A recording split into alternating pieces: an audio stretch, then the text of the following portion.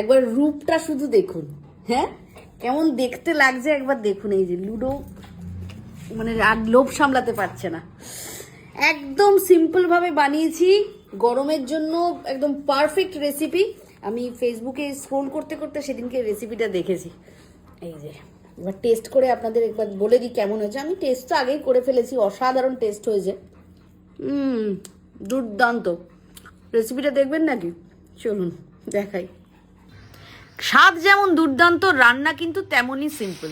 Just কাঁচা আম বাজারে এখন প্রচুর পাওয়া যাচ্ছে, নিয়ে নেবেন, একটা রসুন নিয়ে নেবেন, কয়েকটা শুকনো লঙ্কা নিয়ে নেবেন, আর প্রত্যেকটাকে আলাদা আলাদা করে পুড়িয়ে নিতে হবে। তা আমি প্রথমে আমটাকে খুব ভালো করে একদম চারিদিক দিয়ে পুড়িয়ে নিয়েছি, আর রসুন শুকনো লঙ্কাও পুড়িয়ে নিয়েছি। এবার আমটাকে ধীরে ধীরে, গরম থাকবে তো খুব সাবধানে আস্তে করে ওপরের খোসাটাকে ছাড়িয়ে নেব।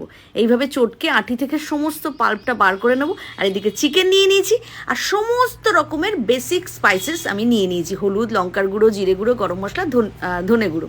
কাসুন্দি নিয়ে নিয়েছি, আম কাসুন্দি, মানে আমও থাকবে কাসুন্দিও থাকবে, সেই স্বাদ সবটাই পাবেন এই মাংসে। সমস্ত মশলা দিয়ে দিলাম। আর এই স্পেশাল যেটা বানালাম, আম, রসুন আর শুকনো লঙ্কা পুড়িয়ে মিক্সড করে যেটা বানালাম, সেটাও এর মধ্যে দিয়ে দিলাম। এবার দিয়ে দিলাম অল্প একটু কাসুন্দি। খুব ভালো করে হাত দিয়ে চটকে চটকে এটাকে কিন্তু ম্যারিনেট করতে হবে। নুন দিয়ে দিলাম স্বাদ মতো, বেশি করেই নুন দিয়ে দেবো, কারণ পরে আমি নুনটা দেবো না।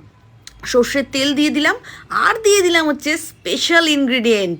কি বলুন তো এটা? হ্যাঁ, এটা এখন আমাদের সবার দরকার, মুখ মিষ্টির জন্য মধু। সবাই যা উল্টোপাল্টা কথা বলে আজকাল, আমাদের একটু মধু খাওয়া দরকার সবাই, যাতে ভালো ভালো কথা বলতে পারি।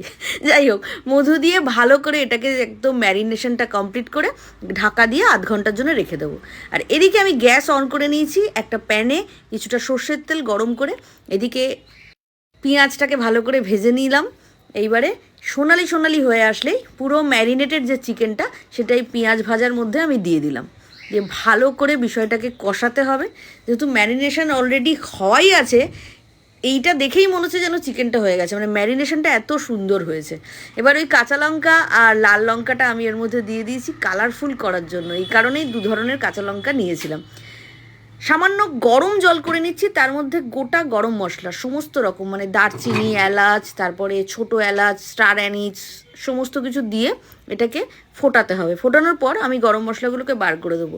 আবার কিছুটা কাঁচা লঙ্কা দিয়ে দিলাম, যাতে খুব সুন্দর দেখতে লাগে, এবং ঝাল ঝাল মুরগি ও আম পোড়া দুর্দান্ত যাতে স্বাদ হয়।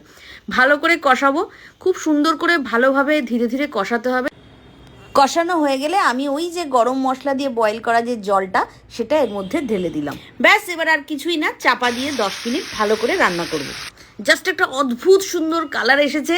আর বক বক করবো না, কেন বলো তো? রান্না কিন্তু হয়ে গেছে। এতটাই সহজ বানানো এই আম পোড়া মুরগি, দারুণ টেস্ট, দুর্দান্ত টেস্ট। আপনারা বাড়িতে ইমিডিয়েটলি বানিয়ে ফেলুন। আমার তো রেডি হয়ে গেছে, আর এই যে আমি খেতেও বসে গেলাম।